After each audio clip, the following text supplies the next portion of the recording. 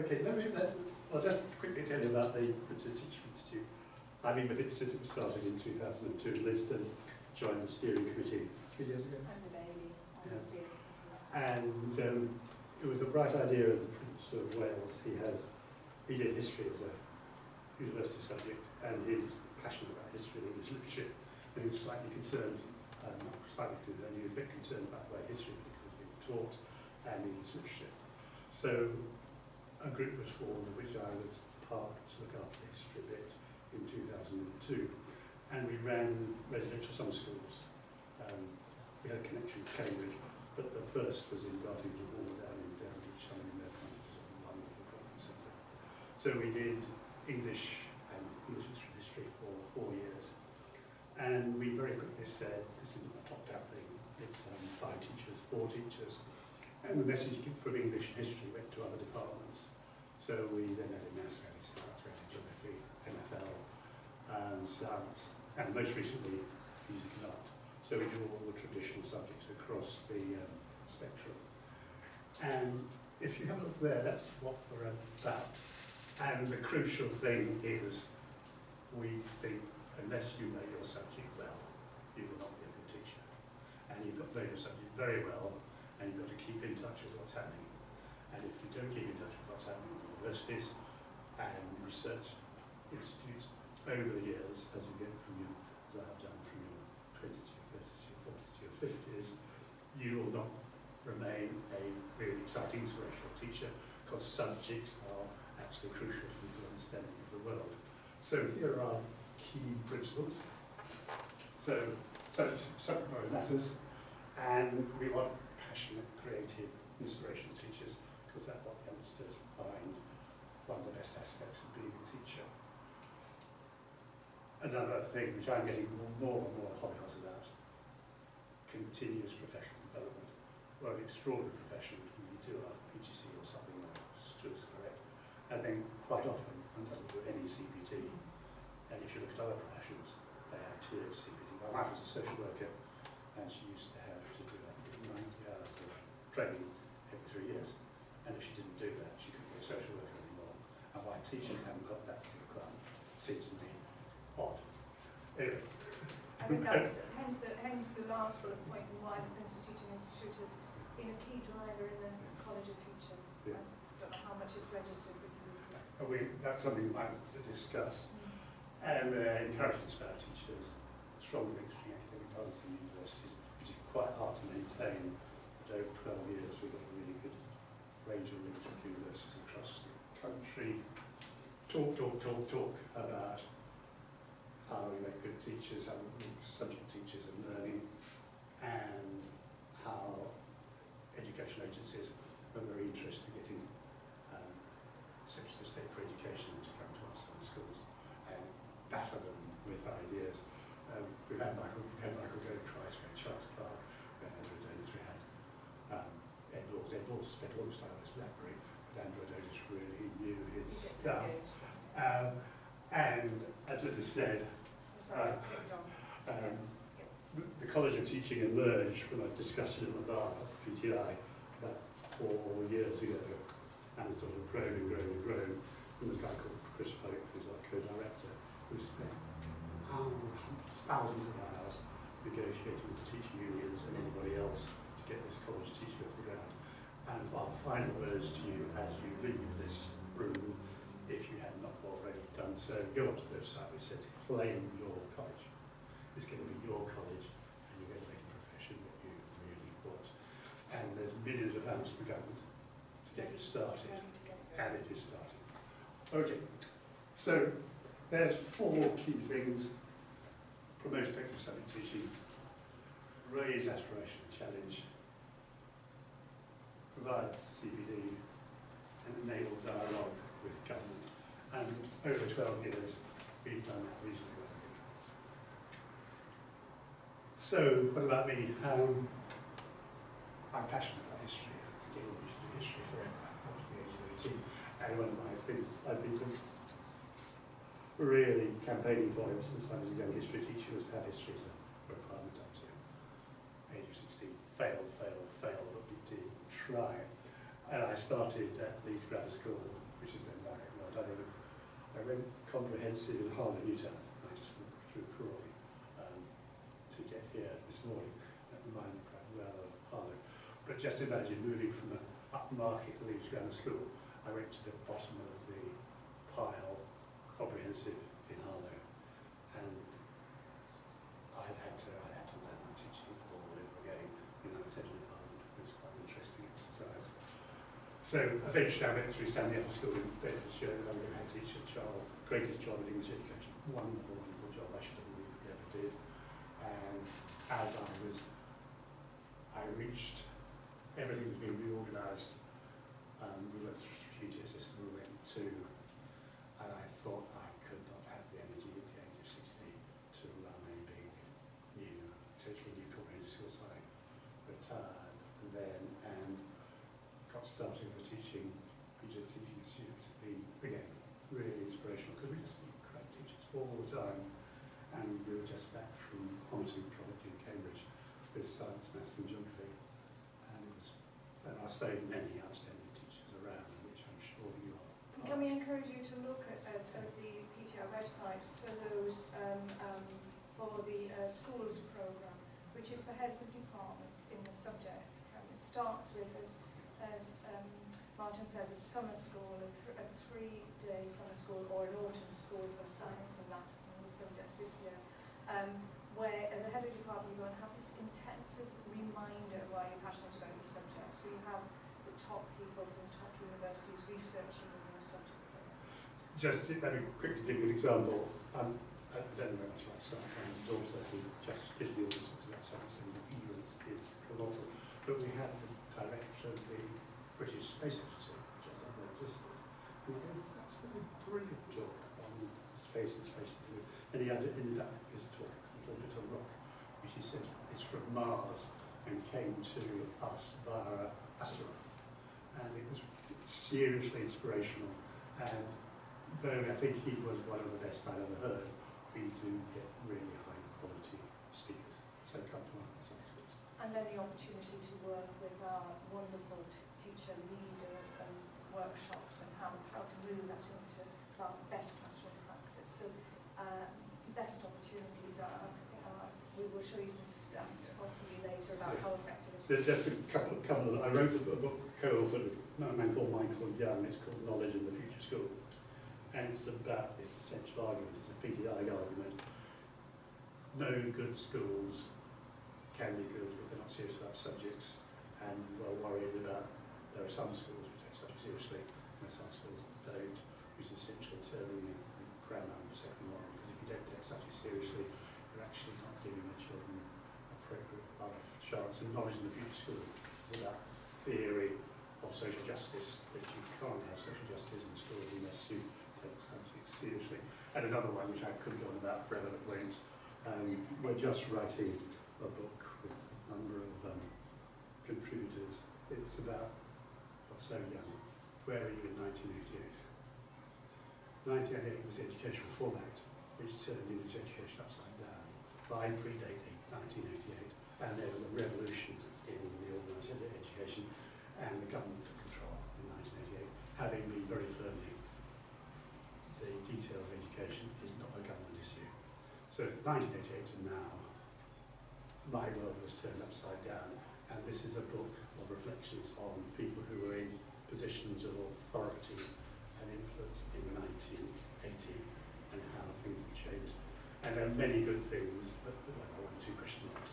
We may come back. I think, Martin, that might bring us back to the end. Yeah. Our last question about the curriculum where we are now. I'm not going to say too much about this because Claire gave me a stunning introduction.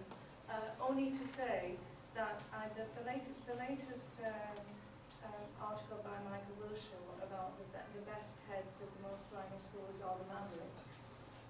I think possibly I would say that how important that is to step out of the mold. I know how hard that is. Yeah, thinking of all of you where you are in your careers and what you're doing, and you say, well, okay, I've got to make sure we do it this way. Actually, most successful people are those who have that deep courage and faith to be really creative. And to say, no, I'm not going to make what I do conform to an unexpected norm. I want to do something special with this. I have visions of 2 head teachers in my time as a middle leader sitting with his and her head in their hands saying, oh, Liz, what have you done now? I'm feeling that maybe I have stepped too far over the line. But it's only by stepping over the line that young people discover the great adventure, isn't it? Learning isn't adventurous if they're getting the same old stuff. Leadership isn't quality unless it's venturing somehow, unless it's risk-taking. We only learn by risk-taking, we only learn by getting it a little bit wrong and a whole lot right. So if I have a message for you today, is know what your convictions are and just have a go at it. Have a go at it. And stand by your principles as well. In a number of these schools I left because I couldn't buy the philosophy, the ethos, or sometimes the non-ethos of the place. And when you feel comfortable or uncomfortable in a place, don't you? So I think you just got to have the courage of your convictions. And I don't think I've been lucky. I think I've just been probably bloody-minded about it to get through, to really know what you want. And I say that I started as a religious studies teacher. Okay, and value your religious studies teachers. Value your philosophers in the school, because they're the ones who are thinking to the nth degree rather than not necessarily most. Anyway, what we want to achieve today is there. What makes a department exceptional? Well, you can read for yourself. Okay, that's what we're about. Okay, so I hope that we've inspired you to think about that. What we'd like you to do, first of all, is can you sit next to somebody you don't normally sit next to? We were hoping that it would be a big mix of schools, but the Oriel is here in numbers. But if there's somebody who's teaching at the other end of the school that you don't normally work with, can you sit next to them? You're going to find out a teeny bit about each other. And the folks from other schools, can you just mix? So can you go and find a friend, sit next, or a new friend, and sit next to them. Come on, this is a brave thing. This is a brave phrase. Go and introduce yourself to a new friend. All right, we found a new friend. And three for My subject is MFL. And can you just address the questions? You've got 5 minutes. I am passionate about it, my culture. I am transmitting languages as a general thing. My subject up to date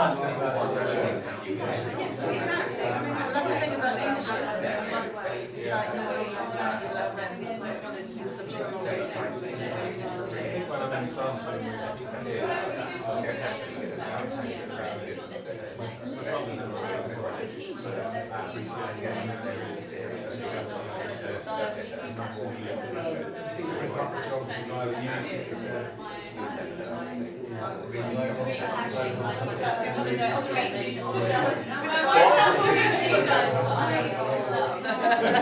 and then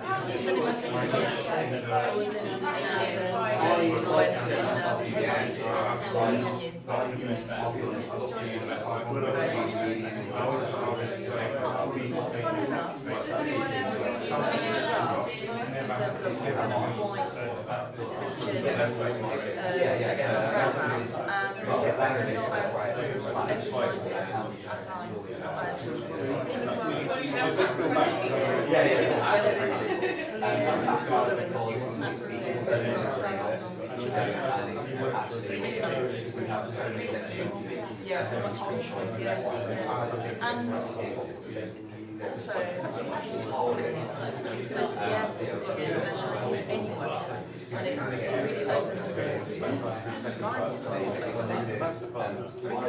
background, I mean, financial. I'm head of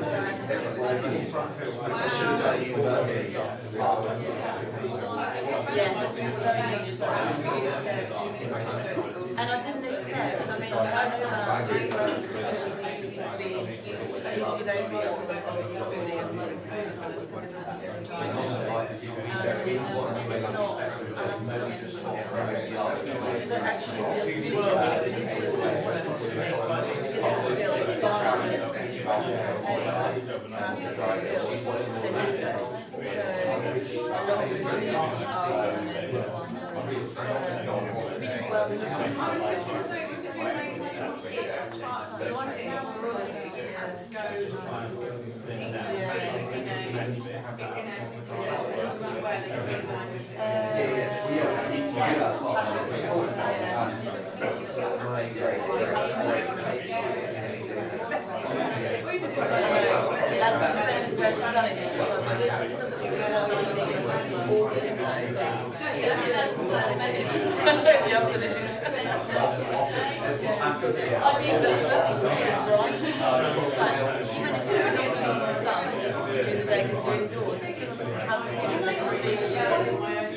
Hi, thank you. Are we ready? We've got some words interrupting courses.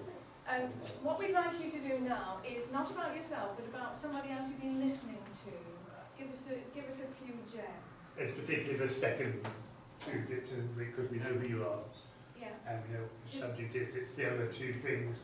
Why does your subject matter, and how you're going to keep it What do people say about that? So don't talk about yourself, talk about what the other person is saying.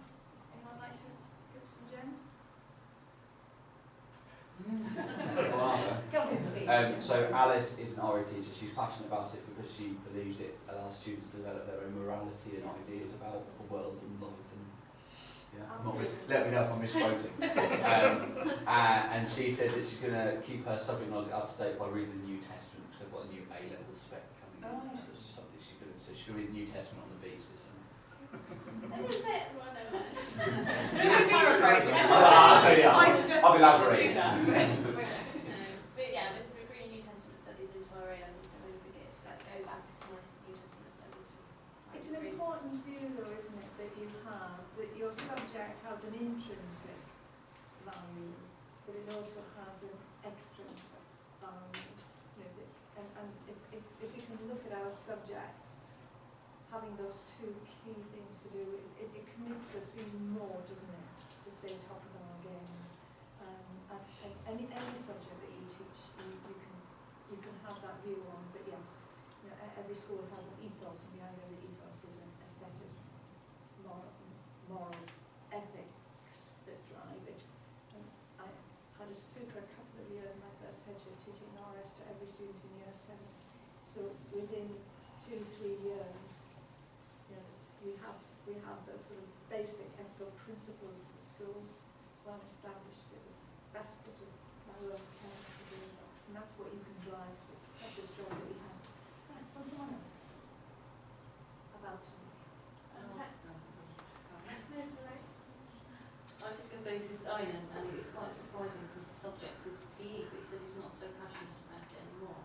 But when I spoke more, I kind of understood what he was getting at. He's looking at more, tell me if I'm wrong, more holistic approach, and that it should be more relevant, you know, to lifestyle and health choices. And we were just saying that I was quite good at sports as a a youngster, and so I would have a club to engage students who weren't so good at sports, and that's where his interest lies. And that's where he's, he does his research to find out how to engage those kinds of students. How important it is. Yeah. And of course, again, there's intrinsic and extrinsic values in it. And I never met a PE teacher who wasn't really able to do sort of an awful lot of the biochemistry as well. Maybe imagining physiology, you have a strong connection. Sorry, yeah, I didn't really think about that. Yeah, that side, trying to enthuse people about how the body works is, if I had to pick one, that's the object. Thank you. That's great. And what was the next one? Which was lost. Simon is a self-confessed math nerd and enjoys trying to get the concepts across to his young students who haven't got the experience yet. What got you passionate about maths? It was my maths teacher. I was at school actually down the road, and my maths teacher kind of introduced it to me in a very chalk and talk way. But that got me into the methodical nature of it, and the fact you can pick it apart, and that from any starting point there's always an answer. And then you go to uni and you find out that's not quite true. And then you read books by people like Ian Stewart, and you kind of start to see patterns everywhere, and learn about that, and trying to encourage that passion in children is what I try and do. We run a program for newly qualified teachers, our subject days, and we have the greatest and the best from universities coming to work with them. And one of them, whose name I've forgotten, does something on patterns, maths through patterns. Spellbinding. And you see, the mathematicians all out there, we've been doing these wonderful intricate patterns, and the light bulb going on saying, crikey, we could do this in the classroom, and it would make sense. But the conference we had a fortnight ago, we had somebody's name I can't remember, who was doing the maths of architecture, and as you came in, you were given a set of compasses and a pencil, and it was very active, just showing how some of the great architecture in the world has to be mathematically based. I found that riveting.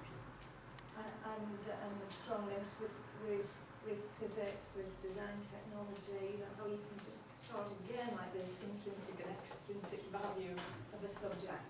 You know, for us to get excited about it, maths was extraordinarily difficult for me at school, mainly because I think it was probably taught very badly. The only person ever to hit me was my maths teacher a week before my O level. I forgave her instantly, because if I had been her, I would have hit me as well. I just didn't get it, because she wasn't showing me why and how. She was just drilling me with something that didn't make any sense. It made sense to me when I became a head teacher and I had to look at patterns in data, progress and outcome data, and then all of a sudden it made sense. So, but it would have been great if I got that over 8, 9, somewhere along the way. One more, these are great, thank you. Yes. Helen was saying that she keeps up with subject knowledge through social media, and we do that at our department as well. There's a lot of like key people in each subject area using Twitter, and I know with our curriculum, our new curriculum, a lot of the changes we discuss through social media, I suppose views on new artistic movement. Being able to be in touch with things that are out there very quickly. Yeah. By using social media. And what Martin would appreciate, primary sources, and the originators of the idea. I don't know whether this marriage with your experience at all. When I went to Leeds Grammar School, I was given a timetable in June, which I worked on really quite hard because I'm terrified about my first teaching job. I arrived in September to find the timetable had been changed. I was teaching another A-level syllabus, about which I knew absolutely nothing, despite having been educated to absolutely all sorts of stuff. It was extremely patchy. And I'd have given anything for teaching AQT, because all I did, I had the brightest sixth group I'd ever had. I just kept ahead by reading and reading and reading the night before.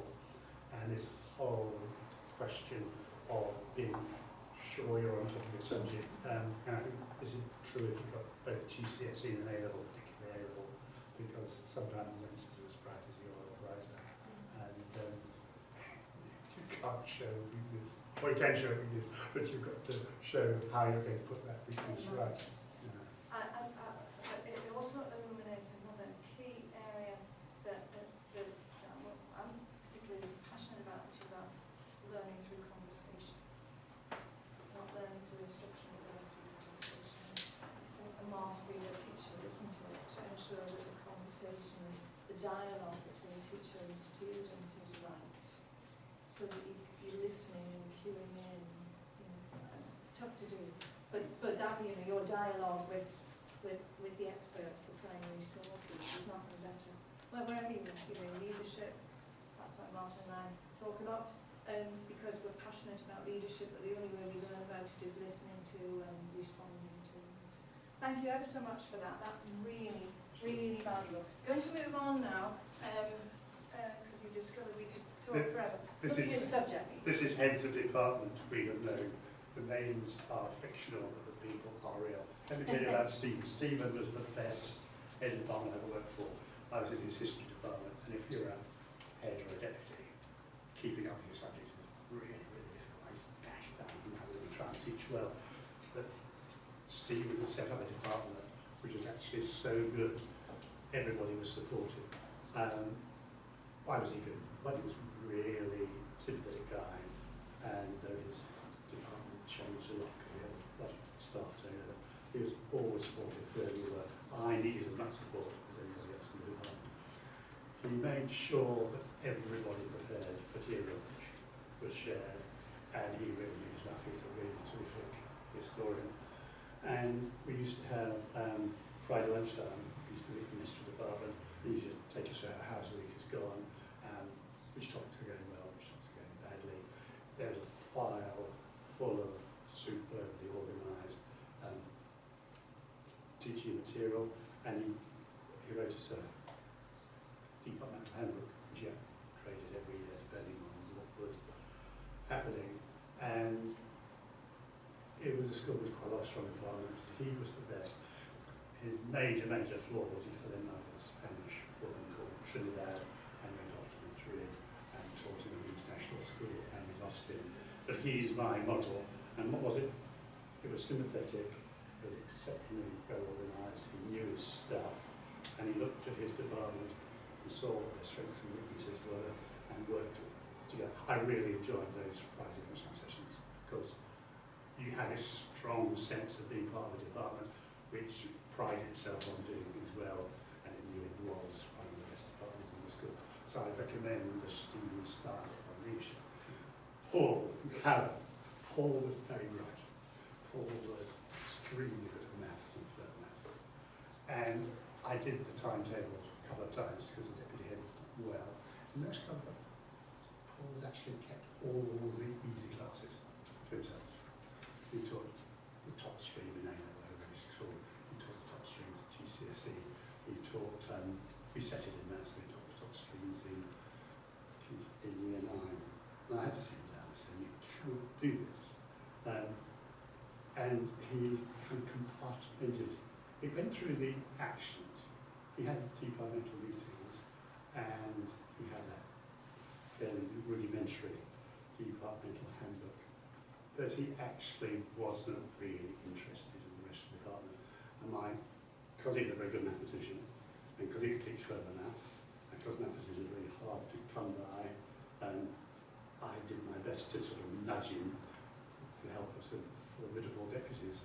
But he was quite hard to nudge. So the strategy we used was a quite really good second department who almost always win. And they kept the department together. But what were the weaknesses? The weaknesses was I know how to do my job. I can in a very cool way explain to my department what's to be done. But after that, I've done my job. And we had some young maths teachers that really struggled. So he's not a model I would recommend.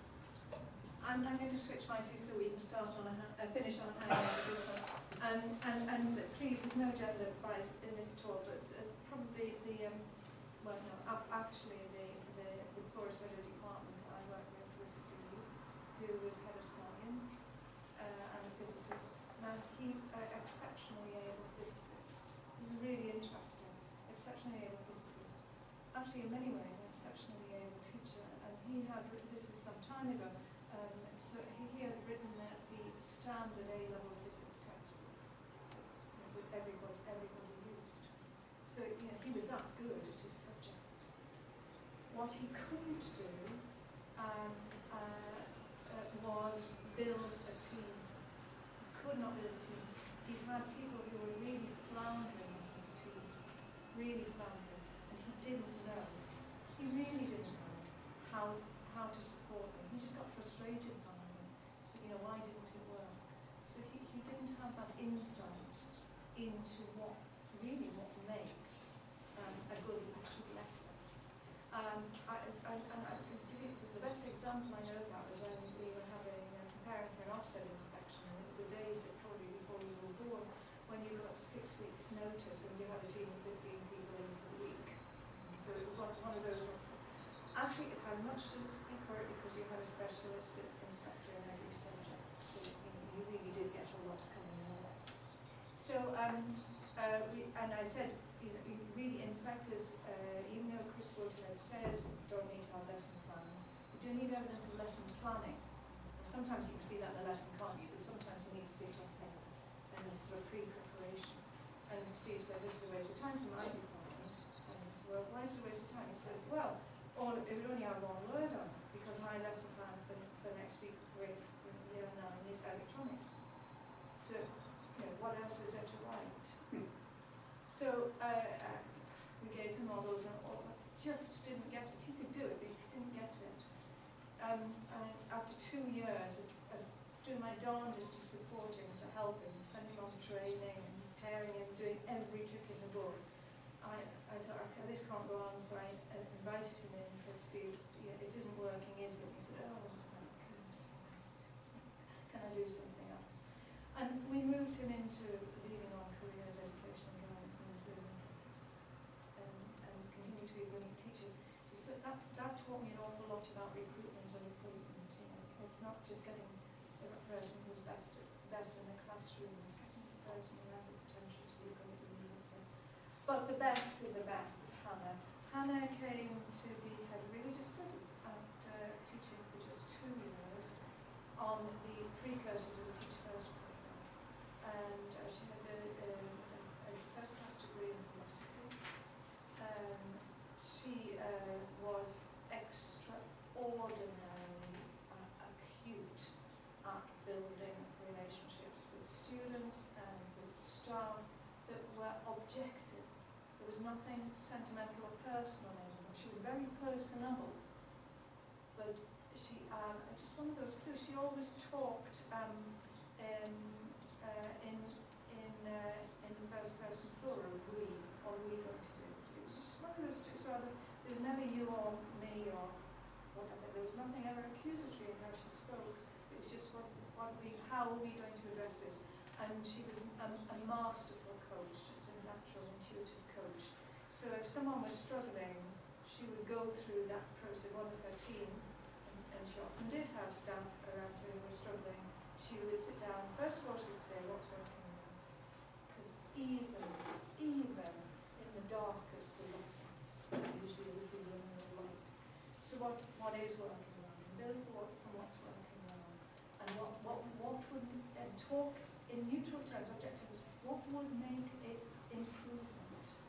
Not what are you going to do, or what do you need to do, but what would improve the situation? So that you're working side by side. It works with students as well, doesn't it? If the student is handed in a tough essay, there's no use saying how you're going to make it better, or you need to do this.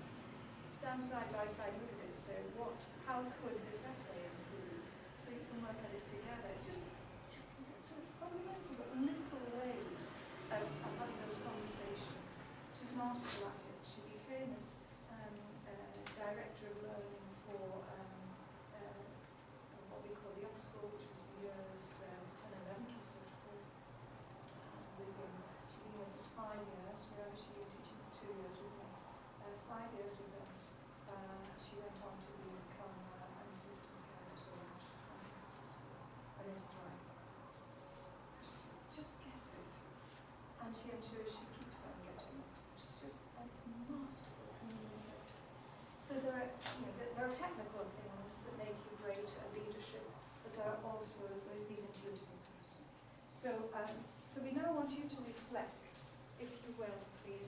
we've given you some clues from our experiences, but can you, probably in the same groups that you were working in before, now you know each other, could you look at these two? Could you just, you don't need to write them down, but could you just have a think about it? Think of a leader, subject leader in particular, that you've known and loved, you know, the characteristics that made them exemplary, and just share those with them and see in the space of 5 minutes if you can come up with a couple that you think are really Just essentials. looking at the clock, it might be 2 minutes rather. Might be 2 minutes. Thank you. But I think those two, No, but this is the two important characteristics piece, which you think really important. Yeah. Okay. Key things. Yeah, that's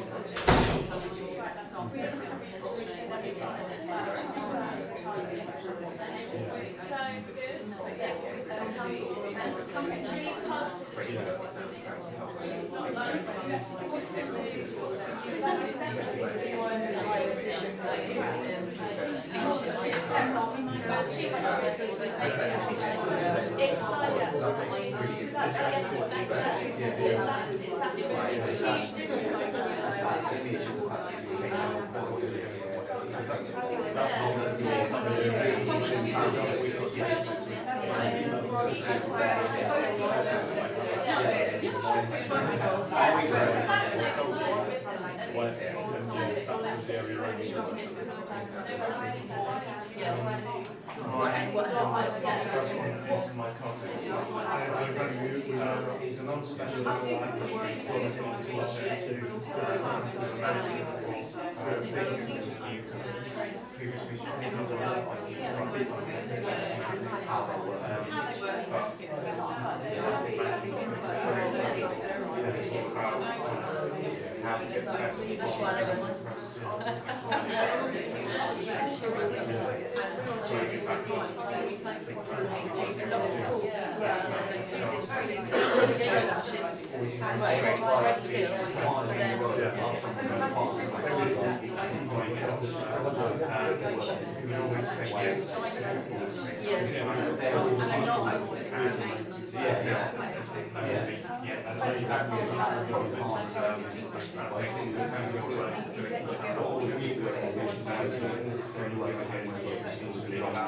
Okay, can we just whiz around and get these two key characteristics to see what kind of consensus we have? We may have no consensus at all.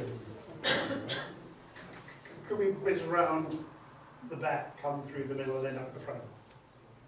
We were just talking about how a senior leader may see different good characteristics in a head of department compared to somebody that's actually on the chalk face. Right.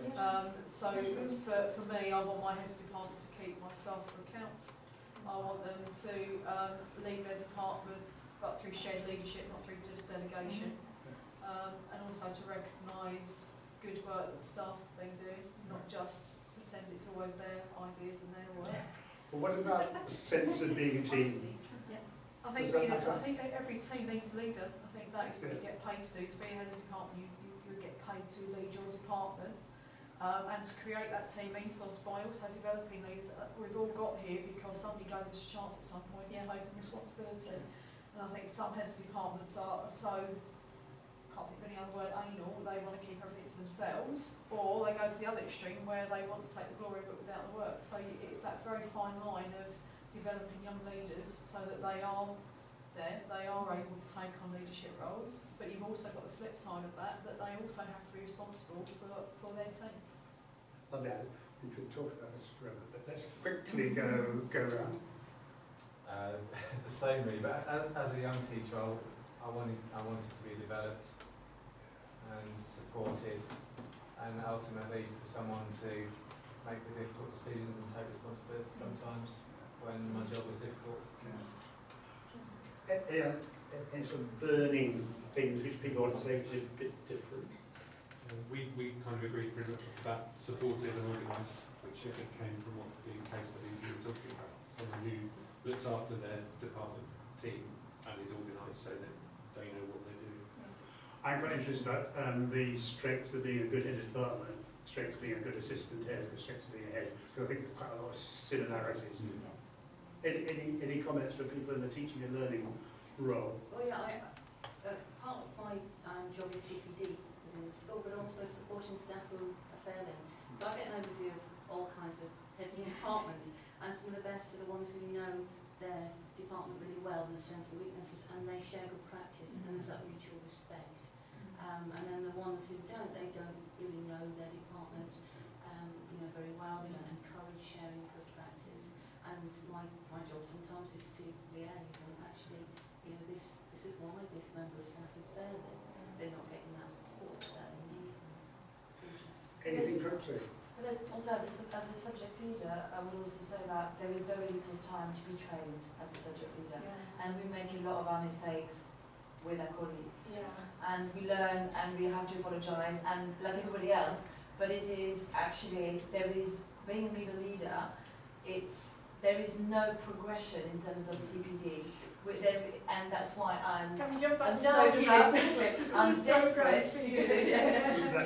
That's really Thank you. my grandchildren have just joined secondary school, and clearly they don't know who the head is, they don't know who the deputies are, the people who matter are their classroom teachers, and it's the quality of their experience, and they don't know who the head department is, but I do think the middle management of schools are crucial, and the quality of CPD we could offer is really important. From the front row, any bright ideas? We call it targeted positivity. So I had a fantastic head of department on my PGC placements, and she wrote a lot of notes when she observed me, and they weren't. They made me feel really good, but they were improvements that I needed to make. So that's very different from another person who observed me who always made me feel like I was horrendous. So it made me feel like really positive about the changes I wanted to make in my teaching. Do you still work to the 4-to-1 room on this one? Because I don't know where I learned it. John was there probably. 4 positive statements in a conversation, 1 step forward, but said in a positive, 1 improvement, but put in a positive way. So just for a head of department or a leader, any sort of 4-to-1, it's a really nice ratio to work to. You just find 4 things that either worked or were better than work, and 1 where a step forward could be made. So you get it's Carol Weck stuff, isn't it? Can-do stuff rather than often. I really like targeted positivity. I like that. What else? I was thinking about somebody that I've always respected and work practice. I haven't worked very closely with, but I never kind of knew how to describe it. And then I saw an advert for another job, and it just said unflappable. And I thought that's a really good word to describe this person, because whatever situation they seem to be in, nothing seems to face them, and therefore I have great confidence in them. And they seem to do a very good job as well. It's nice to. I think really very helpful. If one can sum up, I think the business of who you are, I know what you want to, where you want to go. Building a team, being not afraid to say part of your team. 4 things fine, but 1 thing is really not fine at all. We have to work on that. So having clear standards and making sure your department comes up to the standard. But I think it's above all knowing why your subject matters, knowing why you're doing it, and pulling everyone together in the team and the framework set by the senior management. I do also think for those of you who are interested in becoming senior management heads, quite a lot of those things matter. You won't be a good head unless you know where you're going.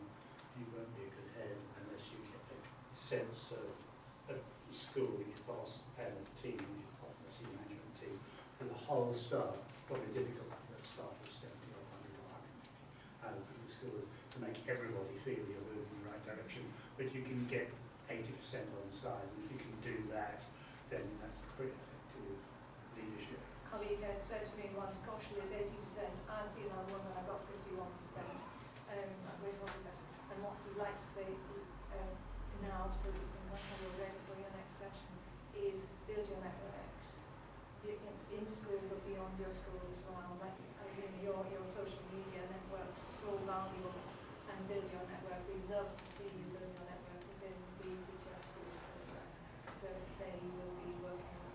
extraordinarily experienced and able people who run it from university, but also teacher leaders like yourselves. So I just reiterate that. Thank you very much. Go onto our PPI website, it's got a new website too.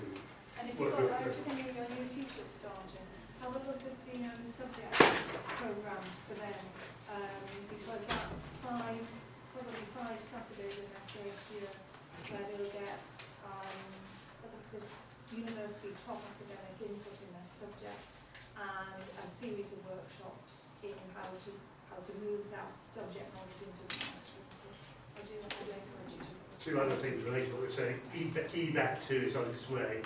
I went to talk by Kieran last week.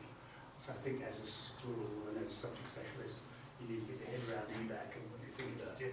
And my view would be, as somebody who voted for Devon Trump about it, for example, the last election, even though it comes from a party you might approve of, don't dismiss it as rubbish, because there is a educational philosophy behind it, and claim your college. Just go onto the website. But I would add to that, and Martin knows what I'm going to say, because I'm the crusader for vocational learning. I was on the engineering development panel for the new diploma, and I'm passionate about engineering education and vocational education in general. So be the maverick when it comes to the EBAC. And because we can't stop, because we can't stop talking, I read the Education Guardian online, which is very depressing. But one of the things when I meet people like you, there's some wonderful teachers around, and it's just a fantastic job. It really is a fantastic job. I have a few of that Ofsted, which I will not share with you, but it is still a fantastic job. Lovely to end up on a bit of positivity and a bit of controversy as well. If we can just show our appreciation, please.